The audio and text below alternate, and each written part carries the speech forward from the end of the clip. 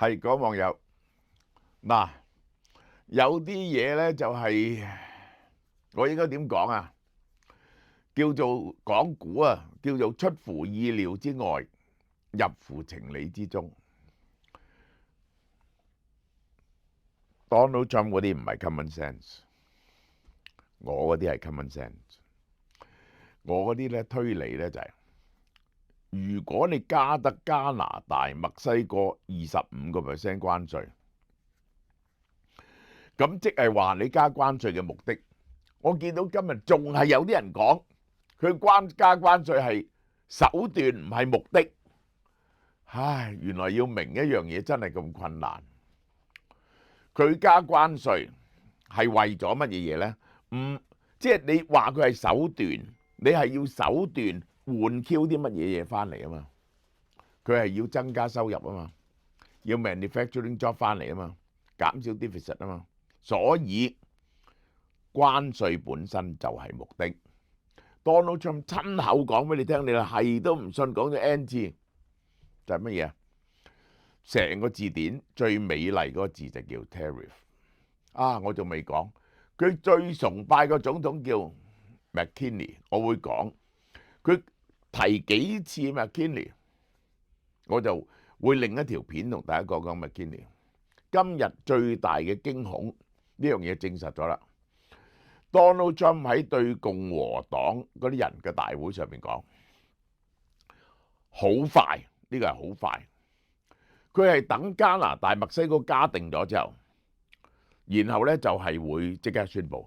佢而家已經係講咗俾你聽先，係會抽所有嘅鋼啊、鋁啊、藥物嚇，同埋半導體關稅。哦，半導體關稅，咁你仲有啲猶豫喎？半導體關稅係咪抽台灣㗎？還是抽大陸嗰啲啊？咁嘅大陸咧就係喺成熟半導體嗰度咧，佢就佔咗世界市場嘅而家最新咧係6-7%，咁但係多數都係佢自己用喎，嗰6-7%。去美國嗰啲半導體係邊個嘅咧？係台灣嘅，係台灣嘅。呢個 Donald Trump 咁講，台灣係佔咗呢一個美國入口嘅半導體係98%，照計又冇98%啊！即係 Donald Trump 嗰啲佢講嗰啲數字係完全不可信。我已經屢次證明俾你聽，大家係不可信。好啦，我先講講佢嘅 logic 先。佢喺以前啊，我哋咧就好強大嘅，就係咧我哋可以做成個艦隊出嚟。而家我哋一艘船都做唔到。我哋咧一定要呢啲 manufacturing job 翻嚟啊。要佢哋翻嚟嘅方法係點咧？就係我唔會學阿拜登，即係我用 Donald Trump 嘅口氣講，我唔會學拜登咁蠢嘅嚇，俾 billions 佢根本講唔出幾多錢，其實俾咗600億美金出嚟，其中係190億最多嘅係俾 Intel 嘅，然後有啲俾格羅方德，有啲俾美光嘅，即係美國企業佔咗一半。美國政府唔會攞呢啲錢出嚟啊！佢話呢啲咁嘅晶片製造者好有錢啊，佢哋唔需要錢，你點解要俾錢佢哋啫？佢哋需要刺激。個刺激咧就係，哇！我一聽佢 call 嗰啲數字咧，我嚇到魂飛魄散。佢哋如果唔想俾20% 關稅，或者50% 關稅，或者100% 關稅，佢哋就要將啲廠搬嚟美國度做。即係去到咁，我唔識講啦。只係1間、2間、3間受到重擊。第一間嘅台積電，我真係非常後悔。星期五我叫我老婆再買啲台積電，佢過咗鐘冇買到，跟住就唔開市。但仲有啲係沽咗60%嘅台積電，我係40%係賺翻嚟嘅，但係大鑊咯，天崩地裂，開始係天崩地裂嚇，我繼續講俾大家聽。即係話對邊幾間受重創呢？台積電、三星嘅手機入口係有三星嘅自己做嘅晶片啊。台積電喺先進晶片係佔到其實冇98%，係佔咗80幾個 percent、80個 percent、80幾個 percent。三星佔咗10%，但係佢計嗰啲晶片咧冇計呢一個記憶體咧。台積電冇做記憶體，記憶體咧就係幾間大廠啦。呢個就係美國自己有美光嚇，咁美光嘅股票值得買喎。啊係喎，提醒我今晚快啲去睇下美光嘅股票。美光發達喎，嗰個記憶體，三星記憶體、海力士呢一個長新存儲，長新存儲賣唔到幾多，咁就係海力士係會受到重擊。海力士最大鑊嘅就係呢三間公司：台積電、三星、海力士。大家明白啦嘛？好啦，我哋想假設呢一個收台積電20% 關稅會出現乜嘢情況嗱？即係呢啲我哋作一個心理推算嚇，呢個作一個心理推算，你會見到即係咁。台積電買台積電最多嘅25% 嘅就係蘋果。蘋果如果要買台積電嘅晶片，佢而家去到2納米製程咧，已經係好貴嘅。一塊晶片咧係去到2萬幾蚊美金，2萬幾蚊美金。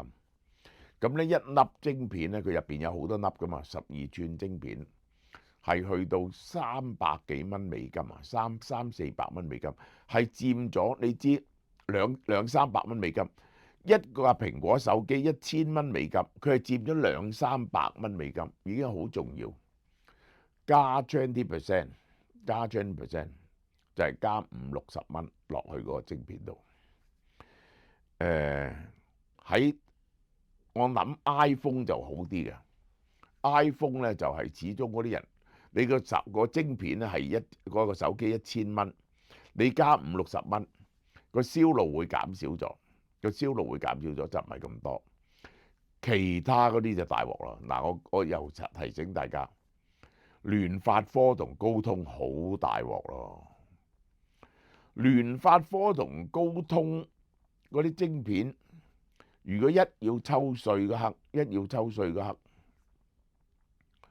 就因為佢哋嗰啲手機就係賣3幾百蚊美金嘅啫嘛。如果個晶片一加咗稅，咁呢個就大鑊啦。對佢哋嚟講，當然嗰啲晶片就去中國組裝嘅，但係 Donald Trump 唔會放過呢樣嘢。